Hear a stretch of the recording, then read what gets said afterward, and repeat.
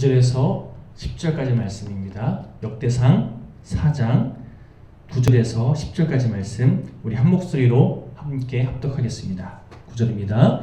야베스는 그의 형제보다 귀중한 자라. 그의 어머니가 이름하여 이르되 야베스라 하였으니 이는 내가 수고로이 낳았다 함이었더라. 야베스가 이스라엘 하나님께 아뢰어 이르되 주께서 내게 복을 주시려거든 나의 지역을 넓히시고 주의 손으로 나를 도우사 나로 환난을 벗어나 내게 근심이 없게 하옵소서 하였더니 하나님이 그가 구하는 것을 허락하셨더라. 아멘.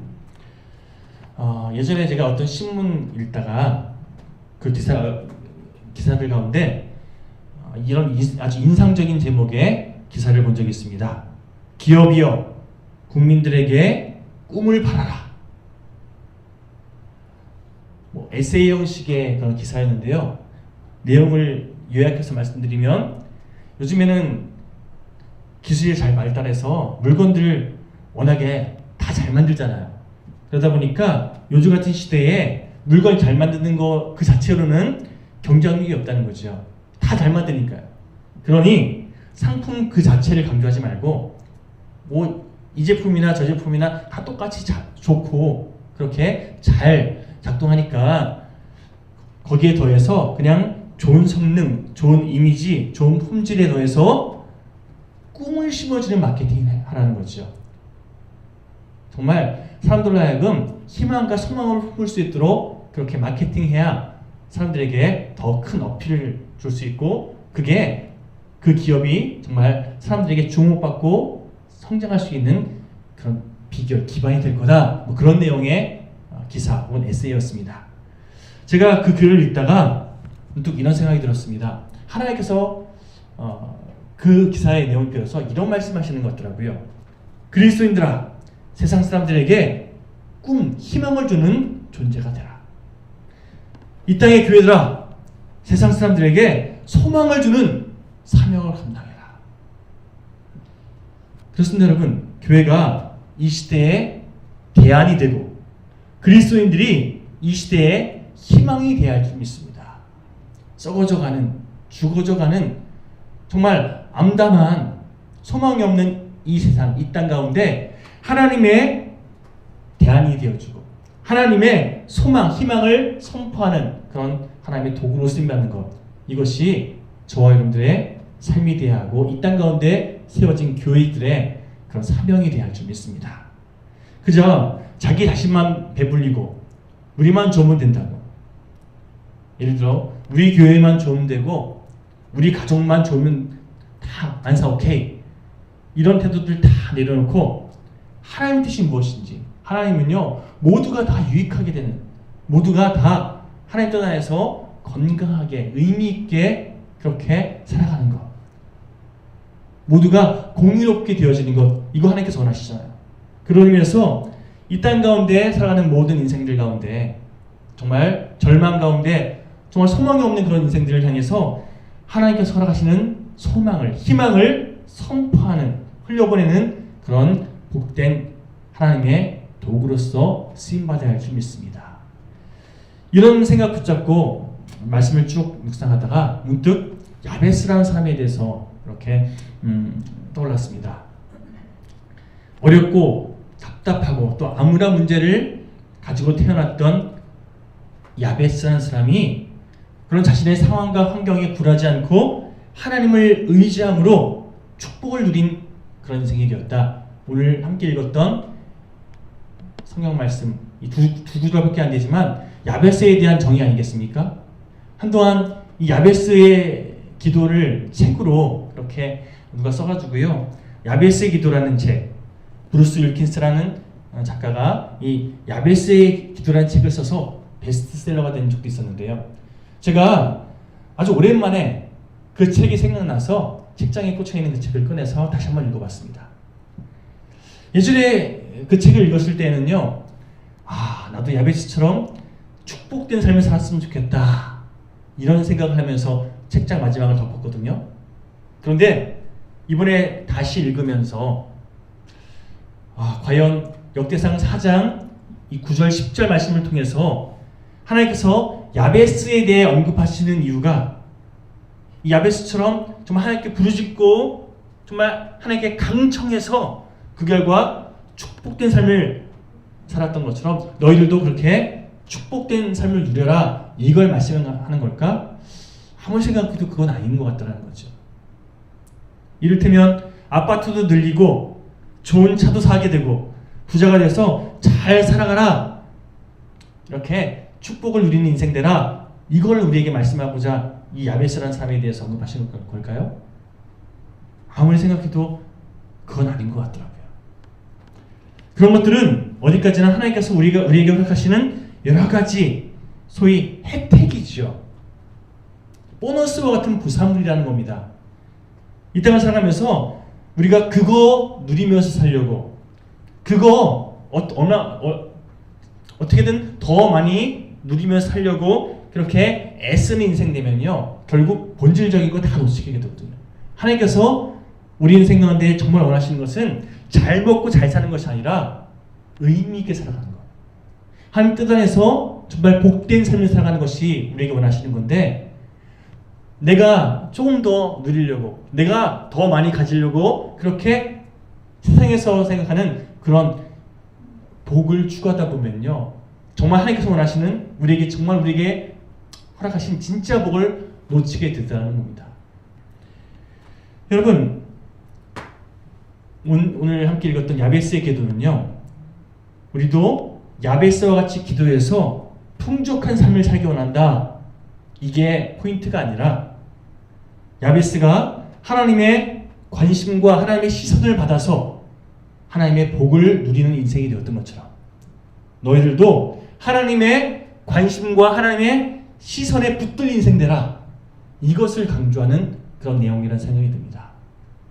하나님의 시선이 머무르는 인생 되라, 그게 진짜 복된 거라는 거죠. 사실 성경에 소개되는 많은 인물들 가운데 야베스라는 사람은요, 단 2구절만 언급되는, 전체적인 분량에 비하면 참 짧은 분량이에요. 하지만 역대상 쭉 말씀을 묵상하다 보면 좀 우리가 짚고 넘어갈 게 있는데, 1장부터 9장까지 아담부터 시작해서 쭉 이스라엘의 족보를 언급하시거든요. 특별히 이렇게 1장부터 9장까지 쭉 언급되어지는 사람 수가 500명 이상 됩니다. 특별히 오늘 우리 함께 목록한 역대상 4장에서만 44명의 이름이 언급돼요. 근데 여러분, 누가 누구를 낳고 또 누구를 낳고 또 누구를 낳고 계속해서 이렇게 족보를 소개하는 가운데 다른 사람들은 한 절씩 혹은 한 구절씩 그렇게 언급하는데 차별적으로 2구절이나 할애해서 야베스를 소개하고 있더라는 거예요. 야베스가 누구였는지, 또 야베스가 어떤 기도를 했는지 굳이 2구절이나 할애해서 언급한 다음에 또다시 그 다음 11절부터는요 아무 일도 없던 것처럼 또 누구를 낳고 또 누구를 낳고 쭉 사람 이름을 간단하게 터치하고 넘어가더라는 겁니다. 자, 그런 면에서 보면 다른 사람들은 이름만 쭉 언급했는데 야베스는 2구절이나 할애한 거예요. 그렇죠? 짧게 다룬 게 아니라 다른 사람에 비해서 참 많이 다룬 거예요. 자, 왜 이렇게 2절이나 할애해서 야베스의 기도를 소개했는가? 마치 하나님께서 이 야베스의 기도를 더 부각시켜주기 위해서, 다른 사람들은요 소위 배경으로 쭉 이름을 깔아준 다음에 야베스를 소개할 때는 소위 스포트라이트를 쫙 쏴주는 것처럼 그렇게 2구절이나 야베스에 대해서 소개하고 있는 그런 흐름이 있다는 겁니다. 제가 야베스의 기도, 이 본문을 묵상하면서 문득 이런 소망이 들었습니다. 제가 앞서 말씀드린 것처럼 예전에 이 야베스의 기도에 대해서 묵상할 때에는요, 나도 야베스처럼 축복을 누리는 삶이 되었으면 좋겠다, 이런 마음이 강했는데요, 이번에 야베스의 기도를 쭉 묵상하면서 드는 생각이 뭐냐면, 야베스처럼 나도 하나님의 시선이 머무르는 인생이 되고 싶다, 하나님의 진정한 축복을 누리는 인생이 되고 싶다, 이런 소망이 생기더라는 겁니다. 여러분, 사람들이 나를 칭찬해주고 나를 인정해주는 것도 물론 기쁘고 신나는 일입니다. 그러나 더 복된 일은요, 바로 하나님이 나를 주목해 주시고 나를 인정해 주시는 것. 사람에게 인정받는 것보다 더 중요한 게 바로 하나님께 인정받는 것, 하나님께 사랑받는 것, 하나님께서 나를 주목해 주시는 것, 이게 진짜 의미 있는 삶이라는 겁니다. 여러분, 우리 삶 가운데 이런 축복이 있었으면 좋겠습니다. 하나님의 시선이 머무르는 삶, 하나님의 시선이 머무르는 가정, 하나님의 축복이 온전히 임하는 그런 복된 우리 가정들. 비록 경제적으로 조금 힘들고 이런저런 문제들로 인해서 가슴이 좀 답답한 그런 상황에 처해 있다 할지라도, 그러나 하나님이 주목하시는 인생이 되면요, 그 무엇과도 바꿀 수 없는 진정한 유익을 누리게 되어 있다는 겁니다. 자, 요셉을 예를 들어보겠습니다. 형들에게 속아서 노예로 팔려갔습니다. 나중에는 겁탈, 보디발의 아내를 겁탈 미수범으로 그렇게 감옥에 들어가게 되는, 이런 정말 인간적으로 생각하면요, 정말 그런 나락이 없어요. 그런데 성경은 이런 정말 안타까운 과정을 겪은 요셉의 삶에 대해서 이렇게 증거합니다. 요셉이 형통한 자가 돼요. 상황은 지금 답답한데, 그러나 요셉의 마음가짐, 요셉의 어떤 중심을 이렇게 묘사했습니다. 요셉은 지금 형통한 상태다. 뭘 의미합니까? 하나님과 좋은 관계를 맺고 있는, 하나님께서 허락하시는 진정한 유익을 붙잡고 있는 그런 상태였다는 겁니다. 하나님을 의지함으로 살았다는 거예요. 하나님께서 허락하시는 진정한 소망을 붙잡고 살아가고 있었다는 겁니다. 여러분, 하나님의 시선이 머무르는 인생이 되면요, 비록 예를 들어서 사업에 어려움이 찾아오고, 그래서 뭔가 좀 간당한 그런 현실이 닥쳐온다 할지라도, 혹은 몸에 이상이 생기고 또 어떤 아픔을 겪고 자녀가 속을 썩이고 뭐 이런저런 문제들이 막 나에게 몰아친다 할지라도, 요셉처럼 또 오늘 본문에 소개하고 있는 야베스처럼 어떤 어려움 속에서도 하나님을 붙잡고 정말 하나님께서 허락하시는 소망을 향해 나가는 인생, 여러분, 그런 인생이 형통한 인생이 있다는 겁니다. 자, 바울을 예를 들어볼까요? 자, 바울은 세상적으로 스펙이 참 좋았습니다. 좋은 집안에, 좋은 학벌에, 이제 뭐 쉽게 말하면 회사에서 승진이 잘 보장되어 있는 탄탄대로가 예비된 그런 인생이었어요. 그런데 세상적으로 그렇게 성공이 보장된 그 길을 마다하고, 바울은요, 예수님을 믿음으로 말미암아, 예수님께 붙들림으로 말미암아 소위 험난함으로 가득한 그 길을 향해 나아갔습니다. 그리고 정말 인생의 굽이굽이 많은 어려움들 겪었어요. 그러니까 나중에 이런 고백하지 않습니까? 내가 몇 번 죽을 뻔했고 정말 큰 어려움도 겪었고 이런저런 큰 아픔이 나에게 찾아왔지만, 그러나 나는 주님과 함께 동행함으로 그 모든 상황 가운데 승리했다. 여러분, 분명한 사실은요, 하나님의 시선이 머물렀던 바울, 또 하나님께서 형통함으로 함께 하셨던 요셉, 또 오늘 본문의 야베스, 다 마찬가지로 결국에 그 인생 가운데 하나님께서 허락하신 진정한 유익을 누렸다는 겁니다. 바울, 여러분, 바울 하면 지금 이 땅에 살고 있는 모든 그리스도인들이 닮고 싶어하는 신앙의 위대한 롤모델 아닙니까? 나도 바울처럼 살고 싶다, 이런 고백 많이 하잖아요. 2000년이 지난 지금까지도 그렇게 사람들에게 좋은 도전을 주는 신앙의 롤모델로서 기억될 정도로 하나님께서 바울을 사용하셨잖아요. 여러분, 하나님의 시선이 머무르는 인생은요, 결과적으로 세상적인 유익을 넘어서는 진정한 축복을 누리게 되어 있다는 겁니다. 그런 의미에서 저와 여러분들이 정말 하나님의 시선이 머무르는 정말 진짜 형통을 누리는 복된 인생을 소망하는, 그런 인생을 살아가는 저와 모두가 되시기를 간절히 축원합니다. 자, 그렇다면 우리가 하나님의 시선이 머무르는 가정이 되기 위해서, 하나님의 시선이 머무는 교회가 되기 위해서, 하나님의 시선이 머무는 참 그리스도인 되기 위해서 도대체 어떻게 해야 할까요? 자, 오늘 본문을 통해서 세 가지를 살펴보기 원합니다. 자, 첫 번째로 하나님과 더불어서 사람들에게 인정받는 인생이 되어야 할 줄 믿습니다. 자, 오늘 본문 앞쪽에 보시면 야베스는 그의 형제보다 귀중한 자라 라고 이렇게 말씀이 기록되어 있는데요. 이 부분을 세번역 성경에서는 이렇게 번역하고 있습니다. 야베스는 그의 가족들 중에서 가장 존경을 받았는데, 야베스가 그의 가족들 가운데 가장 존경받는 사람이었다는 거예요. 자, 잠언 3장 3절에서 4절 말씀 제가 공독해 드리겠습니다. 인자와 진리가 내게서 떠나게 하지 말고 그것을 내 목에 매며 내 마음판에 새기라. 그리하면 내가 하나님과 사람 앞에서 은총과 귀중히 여김을 받으리라.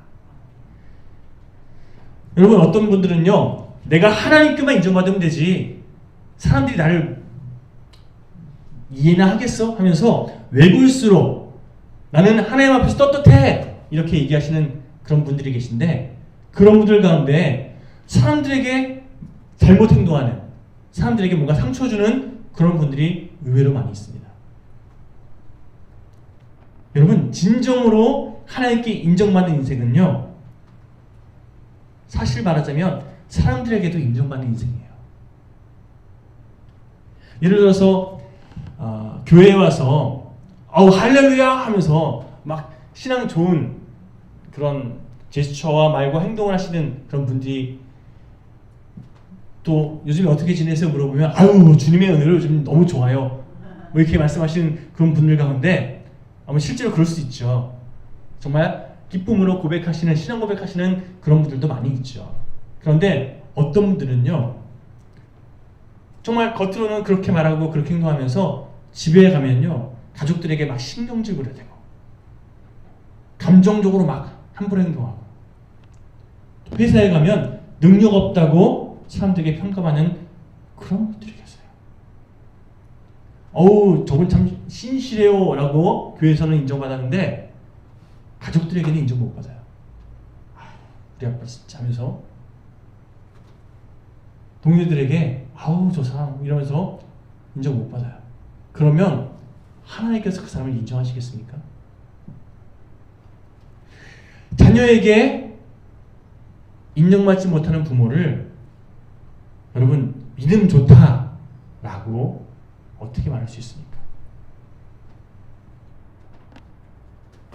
하나님을 알지 못하는 그런 시부모, 시댁에 인정받지 못한 며느리가 있다면 뭐 몇 년 정도는 저 사람이 와서 우리 가족에게 문제가 생겨서 이러면서 예수 믿는 며느리 막 미워할 수 있죠. 그런데 시간이 지나면 지날수록 여러분 점점 그 신앙의 진수가 오히려 가족들에게 흘러가서 인정하잖아요. 한마디로 새벽 기도에 나가고 성령 충만하다고 그렇게 사는 사람들에게 보여지고, 그러나 정작 그 사람 사회에 나가서 주변 사람들에게 인정받지 못하는 그런 삶을 살고 있다면 여러분 하나님께서 보시기에도 그렇게 정말 기뻐하시는 그런 인생이라는 생각은 들지 않습니다. 하나님께 인정받고 사람들에게도 인정받는 삶, 이걸 하나님께서 원하고 계시고 기뻐하시고 그것을 형통의 삶이라고 말할 수 있다는 거 아니겠습니까? 여러분, 사람들에게 인정받는다, 이걸 뭐 일을 잘하고 뭐 성격이 좋고 이런 차원에서 인정받는다 이거 말하는 게 아니에요. 제가 말하는 인정받는다는 것은요, 저 사람은 정말 진짜 백이 믿음이야, 저 사람은 정말 하나님을 제대로 섬기는 사람이네, 진짜 백이 그리스도인이네, 이렇게 인정받는 삶. 하나님께서는 그런 사람을 주목하신다는 겁니다. 한동안은 그 진가를 알아보지 못하고 아까 말씀드린 것처럼 아유 저 며느리 때문에 우리 가족에 화가 왔어 막 이렇게 생각하는 그런 시봉을 할지라도요, 시간이 지나면서 그리스도의 향내가 진동하는 그런 삶을 살아가잖아요. 그러면 인정하게 돼 있다니까요. 인정하더라는 거예요. 여러분, 삶을 통해서 주님께서 허락하시는 능력을 힘입어서 주변 사람들에게 정말 선한 그리스도의 영향력을 흘려보내는 그런 인생, 그런 인생을 성경은 이렇게 정의합니다. 성령 충만한 인생이라고. 자, 오늘 이쯤에서 우리가 반드시 짚고 넘어갈 것이 있는데요. 제가 하나님과 사람에게 인정받는 인생이 되어야 된다 말씀드렸죠. 하나님과 이게 먼저 우선순위가 되어야 돼요. 하나님께 인정받고 그것이 사람에게도 인정받는 그런 신앙생활. 사람에게 인정받고 사람에게 존경받는 것이 우리 우선순위가 되어서는 안 된다는 겁니다. 언젠가 제 선배 목사님께서 저에게 이런 조언을 해주셨습니다. 목회를 하면서 모든 사람들에게 다 사랑받고 인정받으려고 하는 그 마음 내려놓으라고. 하다못해 소위 완벽하신 예수님조차, 흠이 없으신 예수님조차 누군가에게 왜 그렇게 미움받고 누군가에게 그렇게 막 안 좋은 시선으로 바라봄을 당했는데, 하물며 연약한 인간인 우리가 모든 사람들에게 다 사랑받는다? 이거 어불성설이라는 거죠. 모든 사람들에게 엄지척 이거 받으려고 그렇게 이걸 추구하다 보면요, 그것으로 인해서 오히려 문제가 생기기 마련이라고. 그냥 주님만 바라보면서 주님께서 허락하시는 주님 뜻대로 순종하며 살다 보면, 말씀대로 최선을 내 충성하다 보면 어느 순간 다른 사람들이 인정해주고 그렇게 따르기 마련이지만, 그게 아니라 사람들을 의식하고 사람들에게 인정받으려고 그렇게 막 열심히 부리다 보면 결국 외식하게 돼 있다.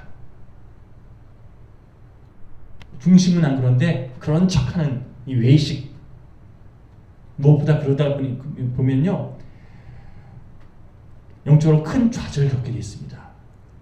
나의 실존과 내가 행동하는 것이 괴리가 생기다 보니까 영적으로 무너지더라는 거예요.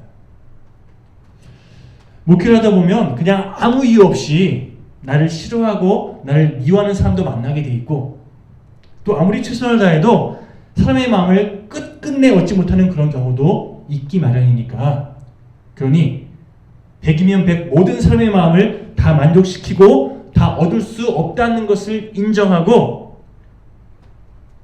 그 선배 목사님이 이렇게 강조하더라고요. 예수님도, 그 완전하신 예수님도 바리새인과 사두개인의 마음을 얻지 못했다고.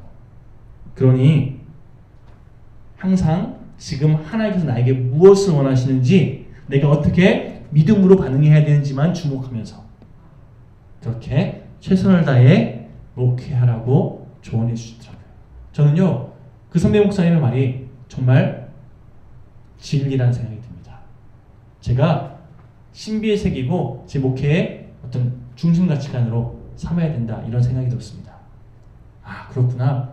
사람들에게 인정받으려고, 사람들의 마음을 다 얻으려고 애쓸 필요 없다. 내가 말씀에 순종하며 하나님께서 이끄신 대로 그렇게 한 걸음 한 걸음 나아가다 보면 사람들이 그냥 인정하게 돼 있다. 다 인정하지 않아도 괜찮다. 하나님께서 인정하시면 그것으로 족하다.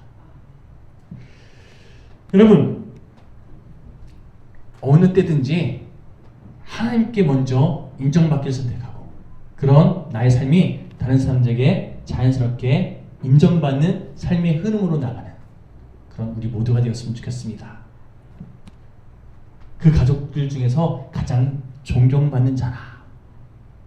우리가 우리 주변 사람들 가운데서 가장 좋은 신앙의 롤 모델로서 성장해 가기 원합니다. 쓰임받기 원합니다. 이런 소망을 붙잡고 하루하루 살아가다 보면요, 하나님께서 우리를 그렇게 사용하실 줄 믿습니다. 우리 삶 가운데 정말 영적으로 잘못된 선택은 없었는지, 내가 하나님 영광을 가리우는 그런 잘못된 처신은 없었는지 늘 말씀에 비추어 우리 삶을 점검해 보면서 사람들에게 인정받으려고 하는, 또 다른 사람들에게 내가 모두 사랑받고자 하는 그런 나의 개인적인 욕심을 다 십자가 위에 올려놓고 다만 하나님의 뜻만 붙잡기를 선택하는 저희 모두가 되시기를 간절히 축원드립니다. 자, 두 번째로 하나님께서는요, 고통 속에서 쉽게 굴복하지 않은 인생을 주목하십니다. 자, 오늘 본문 4장 9절 말씀 다시 한번 봉독해 보겠습니다. 시작. 야베스는 그의 형제보다 귀중한 자라. 그의 어머니가 이름하여 이르되 야베스라 하였으니 이는 내가 수고로이 낳았다 함이었더라. 유대인들은요, 자녀의 이름을 지을 때 아주 많이 고심하고 또 신경을 썼다고 합니다.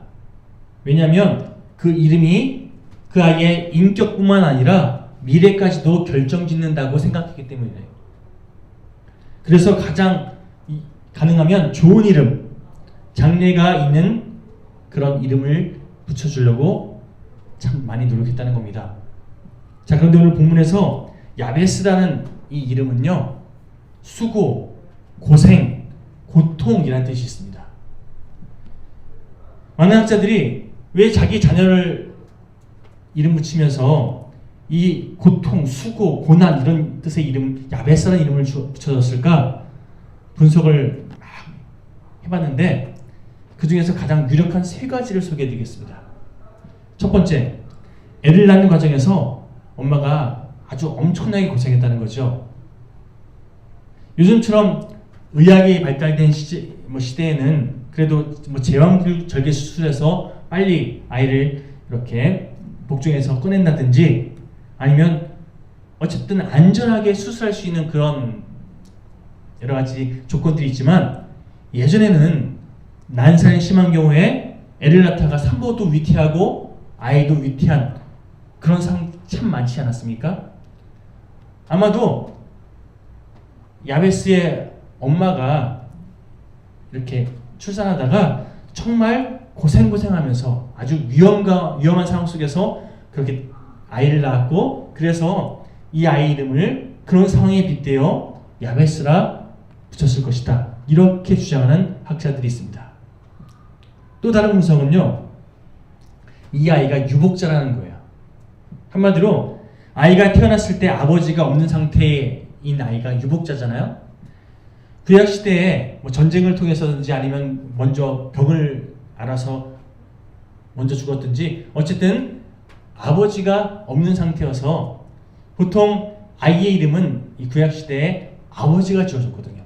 그런데 오늘 야베스는 누가 지었다고요? 엄마가 지어줬다고. 아버지가 없었기 때문에 엄마가 이름을 지어줬을 것이다. 한마디로 무슨 사연인지 모르지만 남편이 없는 상태에서 혼자 아이를 낳았던 이 야베스의 엄마가 아버지도 없이 성장할 이 아이의 인생이 불쌍하기도 하고, 또 뭔가 좀 이 상황이 너무나 안타까운 그런 마음을 담아서 아마 야베스라고 붙여졌을 거다, 이렇게 이야기하는 사람이 있습니다. 또 다른 주장은요, 이 아이가 아마 장애인이었을 거다, 뭔가 결함이 있는 그런 아이였을 거다. 그래서 이 아이의 그 장애를 보면서 어머니가 그 아이의 불쌍한 앞날을 생각하면서 야베스라 지었을 거다. 세 가지 의견, 여러 가지 또 다른 의견이 있는데 그 중에서 가장 그럴듯한 세 가지 의견을 소개해드린 거예요. 정확히 말씀드리면요, 성경 두 구절을 통해서 야베스에 대한 소개가 끝나기 때문에 야베스가 어떠한 조건 속에서 이런 이름이 붙었는지 알 수 없어요. 그런데 세 가지 주장 다 그럴듯하잖아요. 어떤 것이 진짜인지는 알 수 없지만, 그러나 분명하게 우리가 한 가지 확실하게 알 수 있는 것은요, 야베스는 어린 시절에 자신의 그 이름 뜻 그대로 정말 힘들게 하루하루를 살아갔을 거예요. 정말 불쌍한 하루하루를 살아갔을 거라는 거죠. 고통, 슬픔을 불러오는 아이라는 뜻의 야베스. 아마도 그 이름 때문에 주변 사람들에게 놀림도 당하고 따가운 눈총도 받아야 할 것이 분명합니다. 마치 삭개오가 작은 키 때문에 다른 사람들에게 그렇게 뭔가 좀 조롱당하니까 도끼를 품고 내가 너희들보다 더 많이 가져서 너희들 위에 군림할 거야, 이렇게 해서 결국에는 세리가 되었던 것처럼 야베스도 정말 안 좋은 자신의 어떤 열악한 상황과 조건으로 인해서 얼마든지 안 좋은 쪽을 향해 나갈 수 있는 그런 배경이 있었다는 거죠. 그런데 여러분, 성경이 증거하는 바가 뭡니까?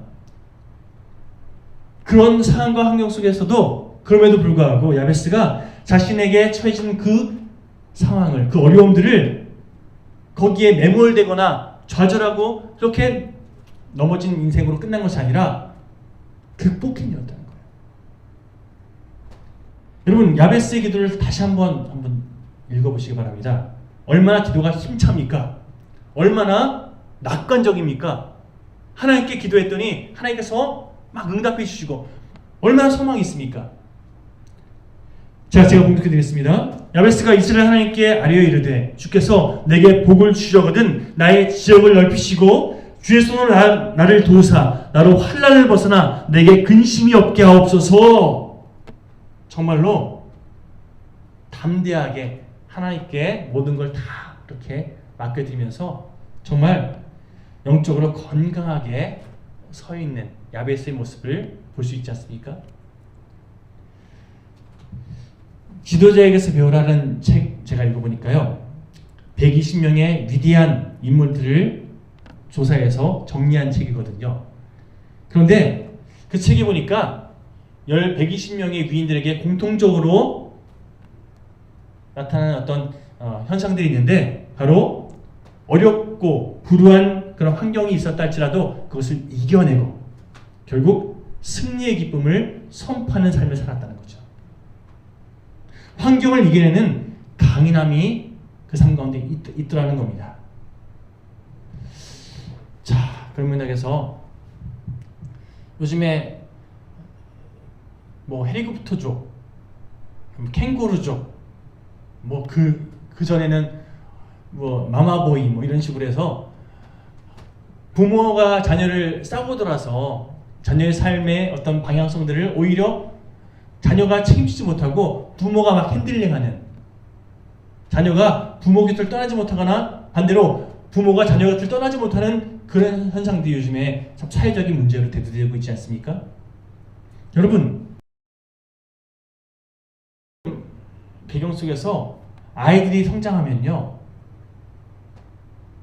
아유, 넌 공부만 신경 써, 나머지는 내가 다 신경 써줄게, 막 이렇게 자녀가 자기의 삶에 대해서 스스로 막 책임지는 훈련을 받지 못하면요, 결국 그 아이는 뭔가 좀 문제 있는 그런 성향이 나중에 나타나더라고요. 환경을 이겨내는 경험을 하지 못하다 보니까, 여러분 30대가 되었어도 엄마한테 물어볼게요, 막 이런 아이가 있으면, 이런 사람이 있으면 못된 거잖아요.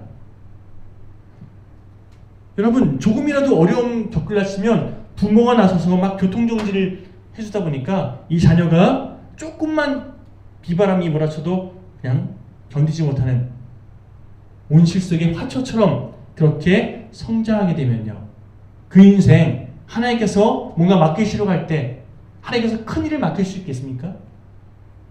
엄마에게 맡길까요?